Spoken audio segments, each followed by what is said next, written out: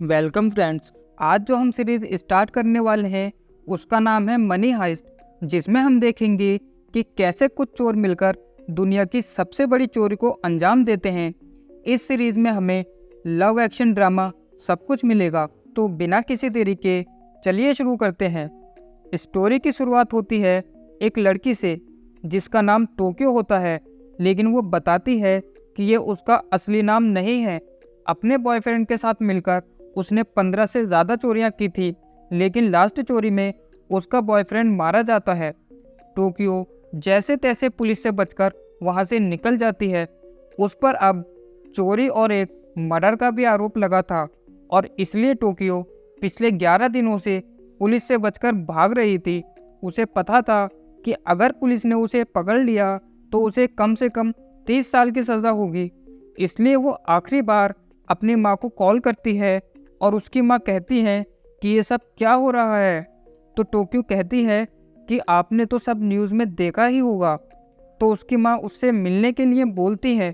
उसके बाद वो मिलने की जगह डिसाइड करते हैं और टोक्यो फ़ोन बूथ से बाहर निकलकर जाने लगती है। तभी उसके पास एक गाड़ी आती है जिसमें बैठा होता है इस स्टोरी का मास्टरमाइंड। ये मैं क्यों बोल रहा हूँ ये तो आपको वीडियो देखने पर ही पता चलेगा। वापस आते हैं मेन स्टोरी पर। इसका नाम होता है प्रोफेसर और ये टोक्यो से कहता है कि तुम पुलिस के जाल में फंस चुकी हो। अगर तुम वहाँ गई तो तुम पकड़ी जाओगी। उसके बाद वो उसे कुछ फ़ोटोज़ दिखाता है जिन्हें देखने के बाद टोक्यो को यकीन हो जाता है कि ये सच बोल रहा है। जिसके बाद वो उससे कहता है कि मेरे पास एक चोरी का प्लान है जिसे पूरा करने के लिए उसे ऐसे लोगों की ज़रूरत है जिनके पास खोने के लिए कुछ नहीं है। और वो कहता है कि वो 250 करोड़ यूरो की चोरी करने वाला है। जिसे सुनकर टोक्यो मान जाती है और कहती है कि अगर उसकी फ़ोटो न्यूज़ में आनी ही है तो क्यों ना हिस्ट्री की सबसे बड़ी चोरी के लिए आए। प्रोफेसर ने टोक्यो के अलावा और 7 लोगों को अपनी टीम में शामिल किया था और वो सभी एक पुराने घर में जाते हैं जहां वो अपनी चोरी की प्लानिंग करने वाले थे। प्रोफेसर उन्हें बताता है कि वो 5 महीने तक यहाँ चोरी की प्लानिंग करने वाले हैं। उसके बाद प्रोफेसर उन्हें कुछ रूल्स बताता है कि कोई किसी को अपना असली नाम नहीं बताएगा और ना ही कोई रिलेशनशिप में आएगा।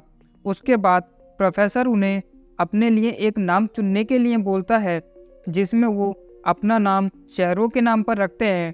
टोक्यो उन सभी के बारे में बताती है। सबसे पहले बर्लिन, जिसने 27 से ज़्यादा चोरियां की थी और यही इनकी चोरी का इंचार्ज होने वाला था। मॉस्को, जो पहले कोयले की खदान में काम किया करते थे लेकिन बाद में उन्होंने चोरी शुरू कर दी और ये किसी भी तरह की ठुकाई और खुदाई के लिए चैंपियन है। उन्हीं के पीछे बैठा होता है उनका बेटा डेनवर, जो काफ़ी गर्म दिमाग का होता है। रियो, कंप्यूटर्स का वायरस। 6 साल की उम्र से ही उसने प्रोग्रामिंग करना शुरू कर दिया था। इलेक्ट्रॉनिक्स और अलार्म का एक्सपर्ट। उसके बाद हेलसिंकी और ओस्लो, हर ब्रेन वाले प्लान के लिए कुछ बॉडी वाले भी चाहिए। नायरोबी, जो 13 साल की उम्र से नकली नोट बनाने में माहिर है और ये उनकी पॉलिटिक कंट्रोल मैनेजर भी है। और आखिरी में प्रोफेसर, जिनका कोई क्रिमिनल रिकॉर्ड नहीं है, 19 साल की उम्र के बाद कोई आईडी ही नहीं बनाई। प्रोफेसर उन्हें बताते हैं कि किसी की भी जान नहीं जानी चाहिए। अगर ऐसा हुआ तो हमारा पूरा प्लान खराब हो जाएगा। तभी टोक्यो पूछती है कि हम चोरी कहाँ करने वाले हैं। तो प्रोफेसर उन्हें बताते हैं कि वो रॉयल मिंट ऑफ स्पेन में चोरी करने वाले हैं। उसके बाद वो सभी एक वैन में बैठकर कहीं जा रहे थे। तभी मॉस्को रास्ते में ही उतर जाता है। उसके बाद वो सभी वहाँ पहुँचते हैं जहाँ उनकी चोरी से रिलेटेड सारा सामान रखा होता है। ये वो सारा सामान उस ट्रक में ले जाने वाले थे जिसमें हर हफ्ते मिंट के लिए नोट छापने वाला कागज़ जाता है। मॉस्को रोड को ब्लॉक कर देते हैं और रियो उनके रेडियो और फ़ोन सिग्नल को जैम कर देता है। जिसके बाद वो सभी बंदूकों की मदद से उन पुलिस वालों को बंदी बना लेते हैं और अपना सारा सामान उनके ट्रक में रख देते हैं। बर्लिन और डेनवर पुलिस के कपड़े पहनकर उनकी गाड़ी में उनके साथ बैठते हैं ताकि अगर कुछ गड़बड़ हो तो वो सब संभाल सके और बाकी सब ट्रक में पीछे की तरफ बैठते हैं। बर्लिन एक लड़की के बारे में टोक्यो से बात करता है। लगता है ये उनकी चोरी के लिए कुछ खास होने वाली थी। तभी हम देखते हैं कि कुछ स्कूल के बच्चे मिंट में टूर के लिए आए हुए होते हैं। बर्लिन और बाकी सब भी मिंट पहुंच जाते हैं। तभी हम मिंट के मैनेजर को देखते हैं जिसका नाम आर्तुरो होता है, और वहीं उसकी सेक्रेटरी जिसका नाम मोनिका होता है। मोनिका उससे कहती है कि वो प्रेग्नेंट है, लेकिन आर्तुरो कहता है कि उसे ये बच्चा नहीं चाहिए क्योंकि वो शादीशुदा है और पहले ही उसके 3 बच्चे हैं, उसे ये बच्चा गिराना होगा। लेकिन वो मना कर देती है। रियो सारे अलार्म ऑफ कर देता है और तभी वो सब वहाँ पर गोलियां चलाना शुरू कर देते हैं, जिससे सब लोग काफ़ी डर जाते हैं। टोक्यो की लड़की को ढूंढ रही थी जिसकी फ़ोटो प्रोफेसर के पीछे लगे बोर्ड पर भी होती है, और ये इनकी चोरी के लिए काफ़ी इम्पोर्टेंट होने वाली थी, जिसका नाम एलिसन पार्कर होता है। एलिसन अपने बॉयफ्रेंड के साथ होती है। उसका बॉयफ्रेंड उसकी एक न्यूड फ़ोटो अपलोड कर देता है और तभी टोक्यो उन्हें ढूंढ लेती है। वो सभी लोगों को एक बड़े से हॉल में ले आते हैं और उन सभी की आंखों पर पट्टी लगा देते हैं। ये सब प्रोफेसर अपनी एक सीक्रेट जगह पर बैठकर देख रहा होता है। उसके बाद बर्लिन उन सभी से कहता है कि अब सारा कंट्रोल हमारे पास है, हम यहाँ पर अपना ज़रूरी काम करने आए हैं, काम होने के बाद हम यहाँ से चले जाएंगे, आपको डरने की ज़रूरत नहीं है, बस कोई चालाकी मत करना।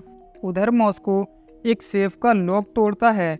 सेफ खुलने के बाद वहाँ काफ़ी सारे पैसे होते हैं, जिसे देखकर डेनवर काफ़ी खुश होता है। लेकिन मॉस्को कहता है कि इस काम में किसी और का दिमाग लगा है, इसलिए जो कहा गया है वही करो। और वो 2 बैग में पैसे भरने लगते हैं। कम्युनिकेशन के लिए उन्होंने ज़मीन के नीचे से एक वायर बिछाई थी, जिससे वो प्रोफेसर से डायरेक्ट बात कर सके और कोई भी उनकी बातें रिकॉर्ड ना कर सके और ना ही उन्हें ट्रैक कर सके। उन्होंने सभी के फ़ोन एक दीवार पर लगा रखे थे, नाम और पिन के साथ। उसके बाद टोक्यो, रियो, डेनवर और नायरोबी पैसों से भरे बैग बाहर ले जाने के लिए मिंट के मेन डोर पर जाते हैं। प्रोफेसर उन्हें बताता है कि पुलिस कितनी देर में आएगी। दरवाज़ा खुलता है, लेकिन टोक्यो अकेले ही बैग लेकर जाने लगती है। रियो उसके पीछे जाता है।